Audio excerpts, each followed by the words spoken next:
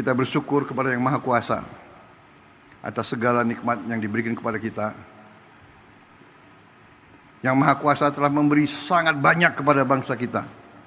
Sekarang kita butuh putra-putri bangsa yang pandai mengolah apa yang diberikan oleh Yang Maha Kuasa. Tidak menyerah, rawa dibikin produktif, lahan kering, lahan susah dijadikan tempat riset. Ini akan berkembang. Anak-anak kita akan sehat. Kita memberi program makan bergizi. Ada yang menentang, ada yang nyinyir. Dan yang nyinyir kagetnya tuh ya ada yang profesor nyinyir gitu. Tapi nggak apa-apalah, ya kan? Biar nanti profesor belajar dari Ustadz Adi Hidayat gitu.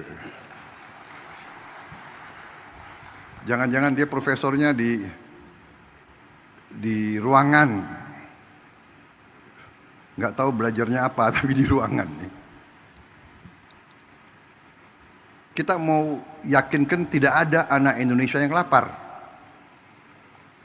Kita mau yakinkan tidak ada anak Indonesia yang tidak tumbuh badannya karena kurang gizi. Yang jumlahnya itu cukup banyak. 25%. Dari 4 anak Indonesia 1 kurang gizi. Yang 3 mungkin ya pas-pasan. Saya kalau keliling, saya lihat di Timur Tengah gurun pasir, desert, nggak bisa ditanam. Tapi rakyatnya, anak-anaknya tinggi besar.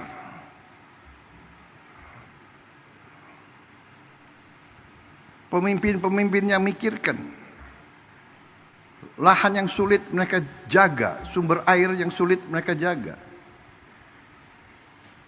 Kita harus menghilangkan kelaparan dari bumi Indonesia. Ada yang mengatakan, oh yang penting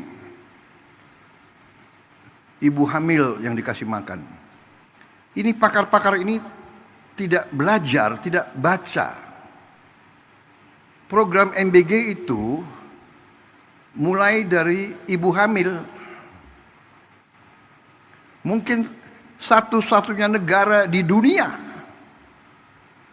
di mana ada program ibu hamil tiap hari makan diantar ke rumahnya.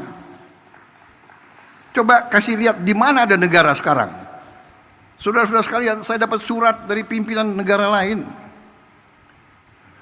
Belajar ke Indonesia, mau belajar tentang makan bergizi. Saya katakan kita belum. Nanti akhir tahun baru kita selesai semua. Tapi kita sudah mulai.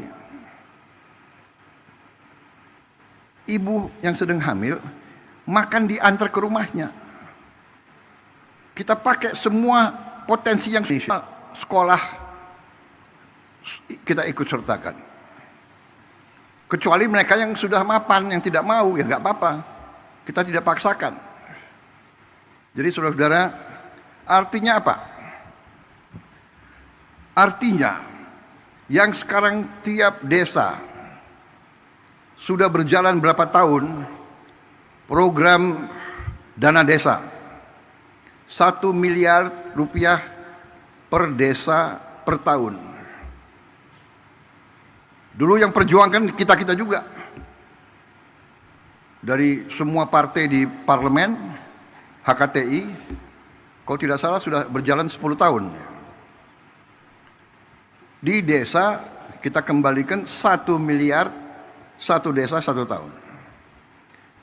Dengan program makan bergizi, uang yang beredar di tiap desa itu ditambah 6 miliar 1 tahun. Minimal 5, 6, ada yang 7, ada yang 8 miliar. Bayangkan dari 1 miliar naik ke 6 miliar, atau dari 1 miliar naik ke 5 miliar saja, itu kenaikan 500% dalam 1 tahun. Yang tadinya hanya 1 miliar beredar di desa menjadi 6 miliar di satu desa. Kenapa? Karena tiap hari untuk memberi makan anak-anak, Badan Gizi Nasional butuh beli telur, beli ayam, beli ikan, beli sayur, beli tomat, beli wortel, beli timun. Ini ekonomi desa, ekonomi kecamatan hidup. Saya baca kemarin ada profesor yang tanya, gak ada gunanya koperasi di desa. Koperasi yang kita canangkan minimal 70.000 koperasi merah putih baru, kalau bisa 80.000. Katanya tak ada gunanya. Nanti di tiap koperasi itu kita bangun gudang. Berapapun hasil di desa itu akan aman karena gudangnya ada. Saya sedih tahun-tahun belakangan. Saya dulu ketua umum HKTI, saya dapat laporan, Pak, di desa saya kita baru panen mangga yang paling bagus di dunia. Tapi tidak ada kendaraan untuk ambil. Setelah berapa hari, hasil mangga yang terbaik itu rusak. Nangis petani-petani di desa itu. Sekarang tiap desa akan punya gudang. Tiap desa akan punya kamar pendingin. Hasil apapun akan aman sampai dia mampu menjual. Dan tiap koperasi akan kita beri truk.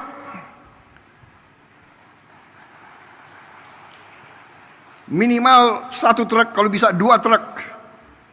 Semua hasil dari desa itu bisa dipasarkan. Dan semua kebutuhan desa itu bisa diambil ke desa itu. Ada profesor yang tanya, yang bilang tak ada gunanya itu koperasi. Ya sudah, kita hormati pendapat dia. Nanti dia akan terbuka matanya dan mudah-mudahan hatinya juga terbuka.